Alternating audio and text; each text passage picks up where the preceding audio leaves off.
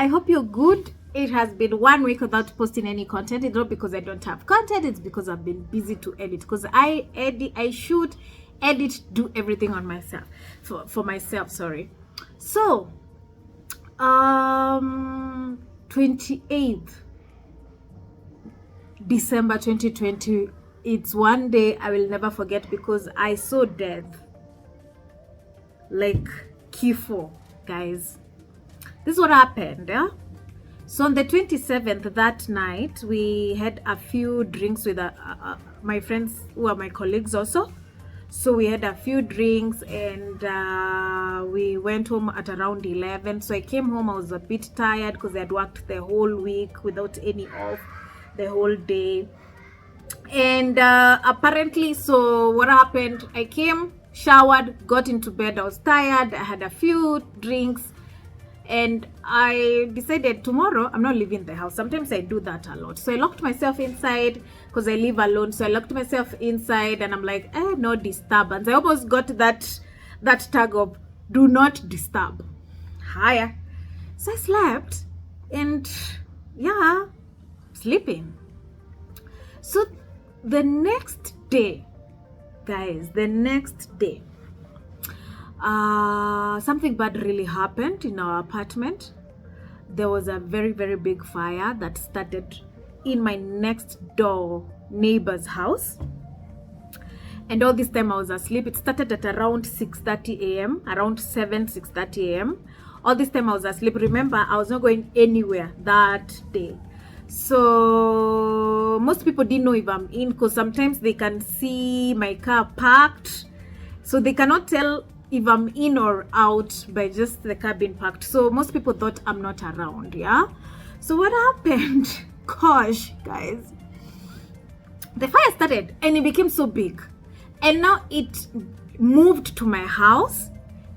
And the kids of this apartment realized, oh, that is Auntie McKenna's car. I'll play a clip of them explaining how they realized I was there and they started throwing stones towards my bedroom window. Thank God I was living downstairs, so the stones could reach my window.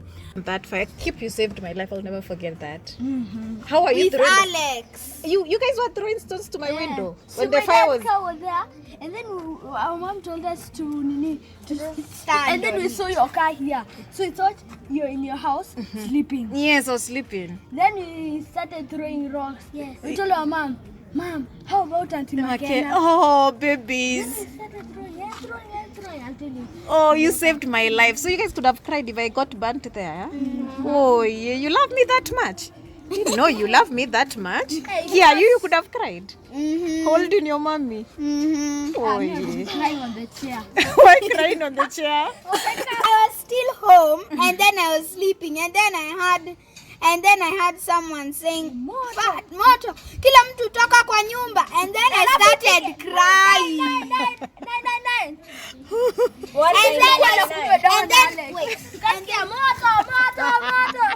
And then Auntie yetu akapiga mlango wa mom. Mama akasema auntie akasema moto toa mtoto huko kwa nyumba. When my mom had me crying and then she just wore her trouser and then I said, I hear someone shooting fire, and then my mom just carried it, like got our Crocs and then we just came. I came out And then firefighters didn't do anything. Yeah, they didn't do anything. Yeah. And then my mom. But you guys saved my life. Thank you, Kip and Alex. Oh. In my sleep, I could hear commotion. I could hear all those things, but I thought it's just a dream. I didn't pay much attention. So what I did, I went on sleeping, guys. But later I had a knock. I think that's Haron, my neighbor, who knocked the door. He took the risk and walked. Remember, the fire is moving to my house. He came and knocked my door.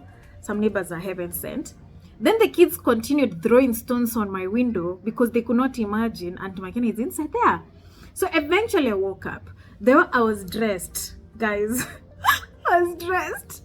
I didn't even think twice. So I had to figure out how to leave, how to maneuver, because I've woken up. There's so much smoke. in my living room, curtains are on fire. Part of the sitting room, the fire has started. The only exit for me to get out, it's that door inside the sitting room. My people, sometimes I have realized accident, if you become confused and you become scared, that's when you end up dying. So I just said to myself, McKenna, you have a long way to go. You have a life to live. You have so much to do. So you better pick up yourself and go through that fire. Otherwise, if that fire spreads all the way to the bedroom, to be frank, you will not survive. That time the smoke started choking me. It was dark, guys. It was dark. I can see the fire. I was so confused, but I just managed. I did what I could and walked through that fire, because the fire was at the door and the curtains had started burning. I walked through that fire. I found myself half naked in front of so many people.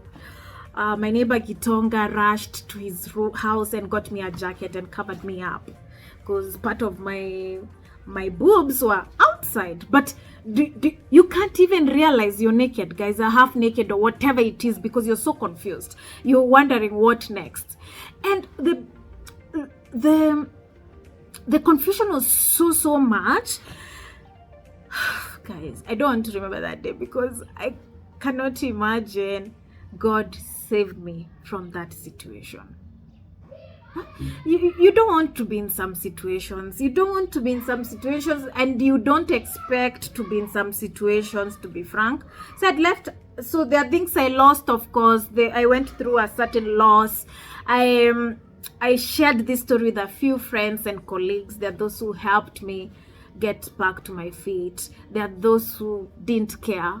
To be frank, that is a situation that made me open my eyes and realize not all the time you'll have people that call you your friend and family will be there for you. Because I shared with people, and some really supported me. They were there for me, especially some of my neighbors like Itonga, Harun. They were there for me.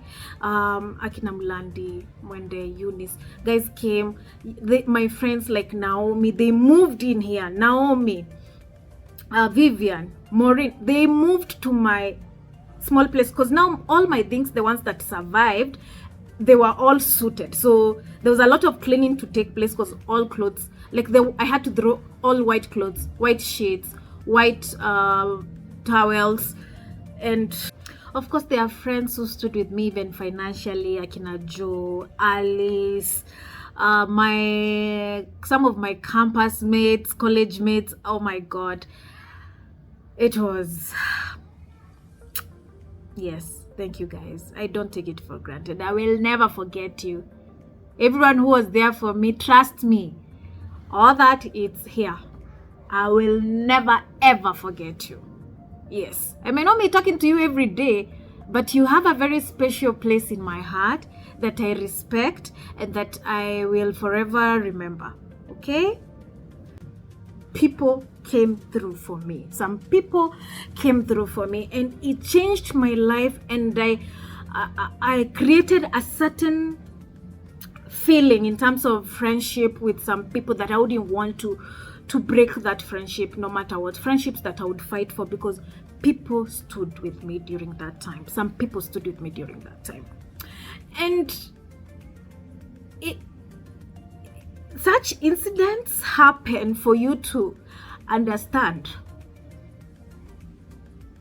that God cares for you so much that He's ready to save you from all the troubles of this world. Because to be frank, guys, that situation was hard for me.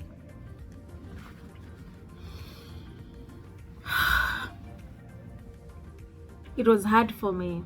I wouldn't want to go through such a situation again. Yeah. But anyway, I'm here. I'm alive. I'm still living the life. I've learned so much from that incident. It opened my eyes. in terms of insuring stuff in the house. I opened my eyes that you need to insure stuff. It also opened my eyes to show you that not every Tom, Dick, and Harry will be there for you.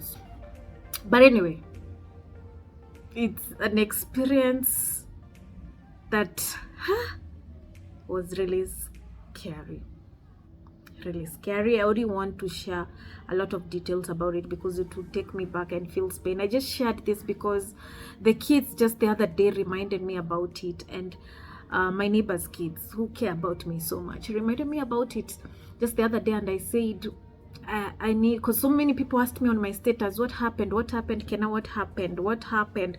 And I said this time let me just share and explain that 28th of December 2020 I had a bad experience.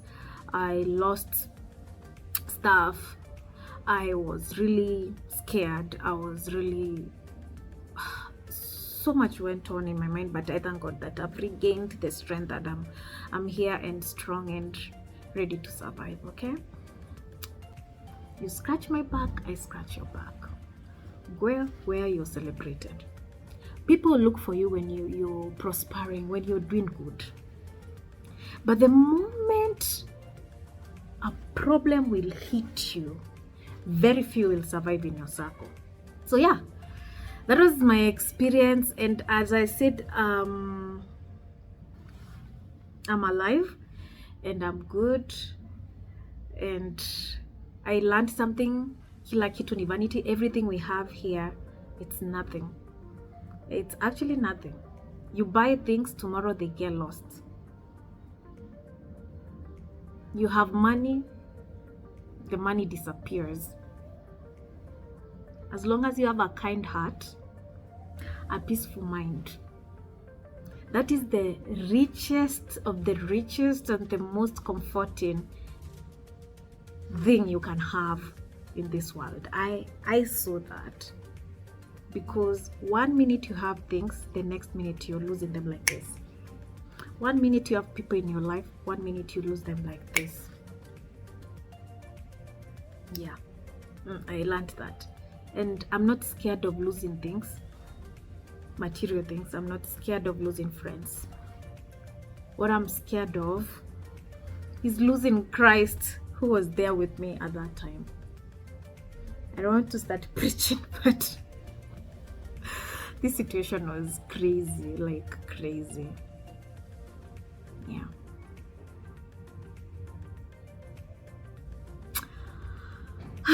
Okay, I had to do this video.